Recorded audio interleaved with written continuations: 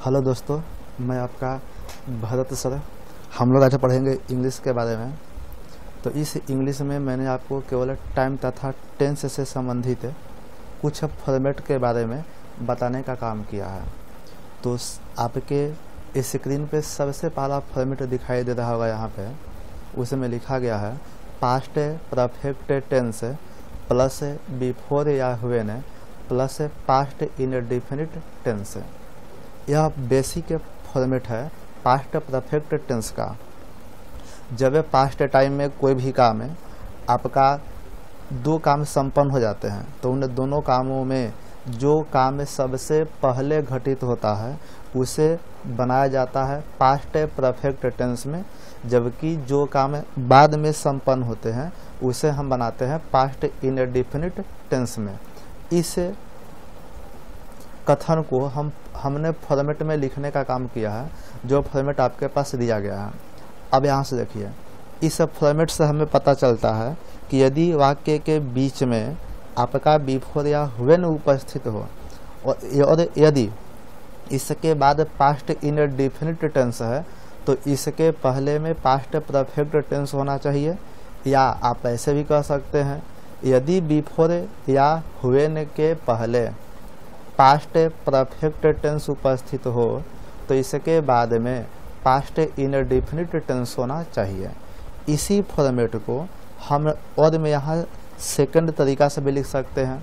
देखिए, ये जो बिफोर या व्हेन आप देख रहे हैं, यदि इसको हम वाक्य के शुरू में लाते हैं तो इसके आगे का जो टेंस होता है वह कंप्लीट इसके साथ ही आ जाता है, जिसके कारण यहाँ पे एक फॉर्मेट बनेगा व्हेन या before plus past indefinite tense. इसके बाद कोमा दीजिएगा और कोमा के बाद हम लिखेंगे पास्ट परफेक्ट टेंस। एग्जाम्पल में आपके पास सेंटेंस यहाँ पर दिया गया है, the patient had died before the doctor केम। देखिए, वाक्य के बीच में बिफोर दिखाई दिया, बिफोर के बाद में आप देख पा रहे हैं केम, ये पास्ट इंडेफिनिट के बारे में बताया। अब बिफोर के पहले देखिए हैड डाइड, यह पास्ट परफेक्ट बताया, यानी सेंटेंस मेरा सही हो गया। इसलिए हमने क्वेश्चन में लिख दिया है आर दैट मीन्स राइट, यानी वाक्य सही है। सेकंड सेंटेंस आप देख रहे हैं, बिफोर यहाँ है, बिफोर के ठीक बाद में केम, केम आपका पास्ट इंडेफिनिट है, लेकिन बिफोर के पहले डाइड V2, यह आपका पास्ट इंडेफिनिट है, जबकि होना चाहिए पास्ट परफेक्ट, जिसके कारण सेंटेंस गलत है। तो गलत के लिए हमने लिख दिया है W, दैट मीन्स रॉन्ग, यानी सेंटेंस गलत हो गया। थर्ड सेंटेंस में आप देख पा रहे हैं, जब इस सेंटेंस को हमने सेकंड फॉर्मेट के तहत बनाने का प्रयास किया, यानी वाक्य के शुरू में हमने जब बिफोर लाया तो बिफोर के बाद होगा पास्ट इंडेफिनिट और उसके बाद कोमा के बाद हम लिखेंगे पास्ट परफेक्ट, और इस प्रकार से भी वाक्य सही हो सकते हैं। क्लियर? अब देखिए, अब हम लोगों के पास आता है फॉर्मेट नंबर 2।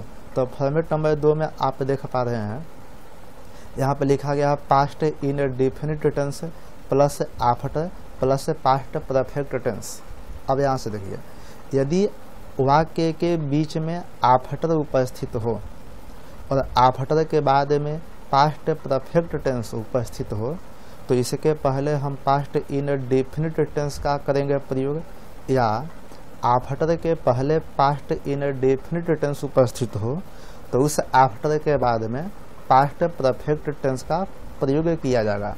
यह फॉर्मेट आपका बिल्कुल फॉर्मेट नंबर 1 के आधार से ही लिया गया है।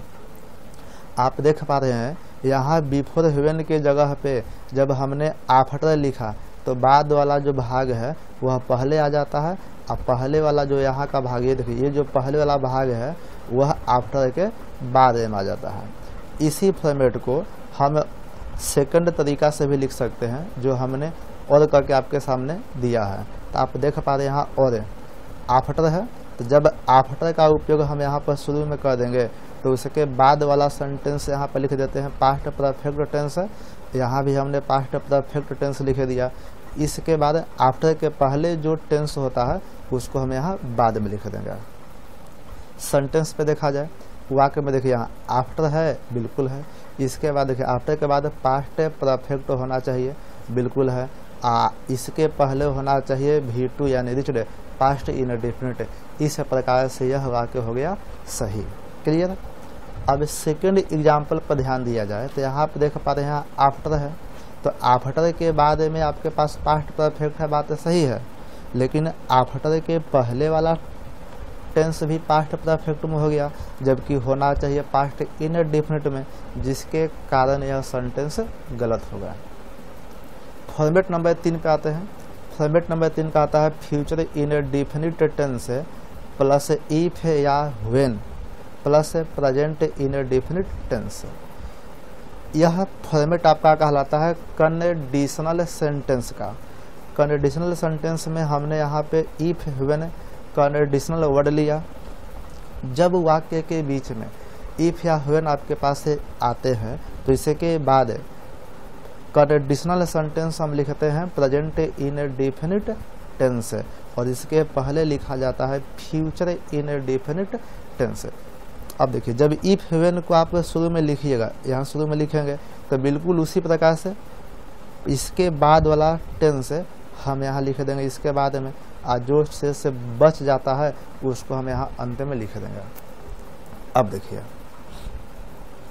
एग्जाम्पल आपका कहता है you will come here, when या इफ दोनों में से कोई एक हम लिख सकते हैं। अब देखिए व्हेन या इफ उपस्थित है तो बाद में होना चाहिए प्रेजेंट इनडेफिनिट आई गो। यहाँ देखिए आई गो प्रेजेंट इनडेफिनिट हो गया, बात सही है यानी वाक्य सही हो गया। जब इसी व्हेन या इफ को हम वाक्य के शुरू में लिखेंगे, देखिए शुरू में लिख दिया, तो इसके बाद भी प्रेजेंट इनडेफिनिट टेंस होना चाहिए, कॉमा देके हम लिखेंगे फ्यूचर इनडेफिनिट टेंस। यह वाक्य भी बिल्कुल सही है, कोई दिक्कत नहीं। अब थर्ड सेंटेंस आपका कहता है, देखिए यहाँ पर व्हेन है तो व्हेन के बाद होना चाहिए प्रेजेंट इनडेफिनिट, लेकिन लिखा गया है फ्यूचर इनडेफिनिट, जिसके कारण यह सेंटेंस गलत हो गया।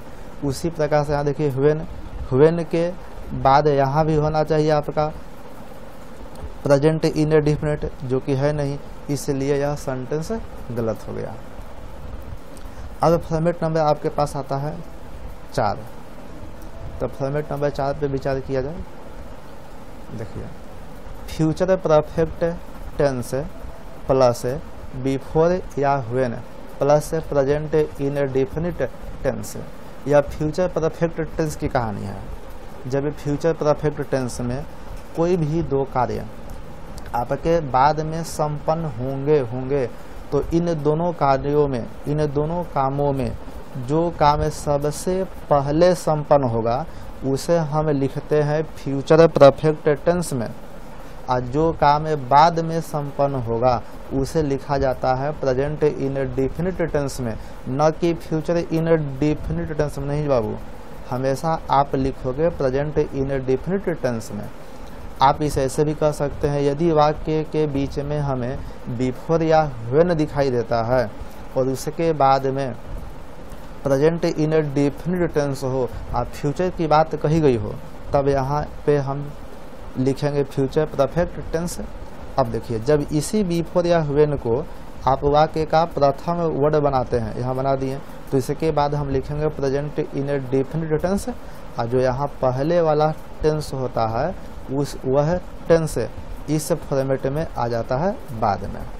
अब देखते हैं एग्जाम्पल के माध्यम से।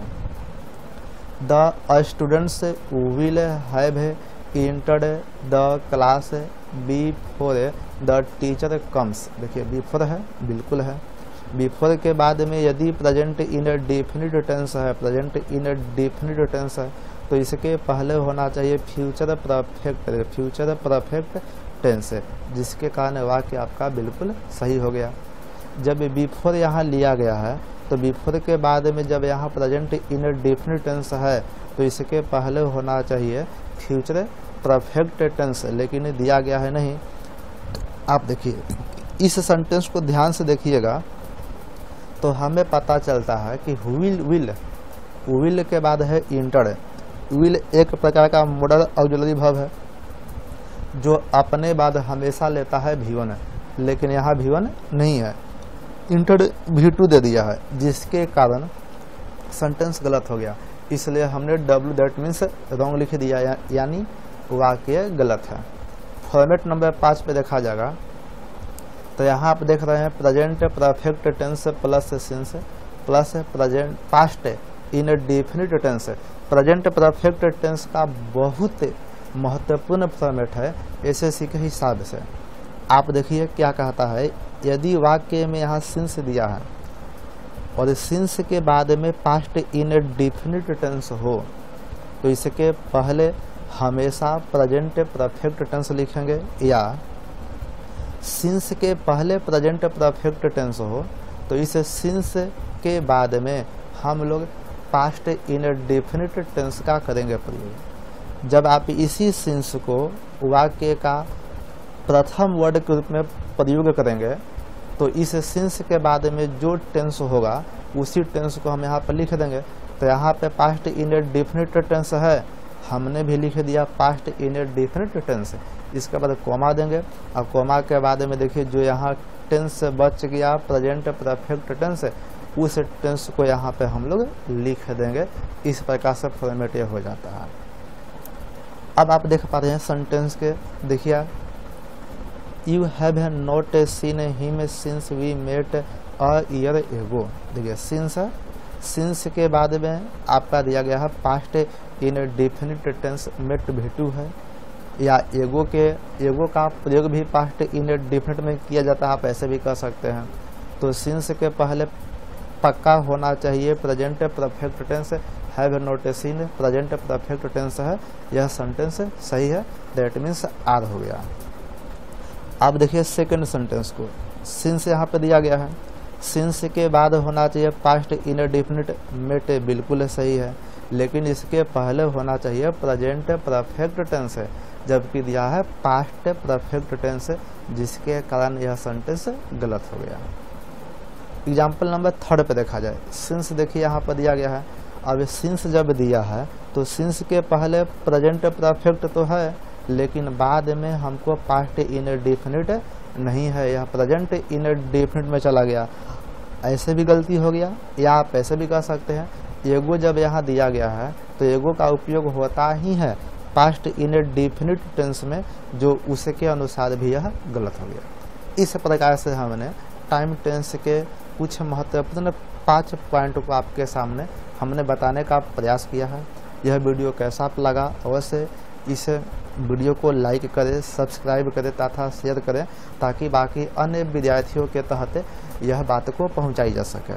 आपका यह वीडियो कैसा लगा आप कमेंट में अवश्य कुछ हमें मैसेज करें, ताकि मैं आपके लिए और आगे भी वीडियो बना सकूं। धन्यवाद।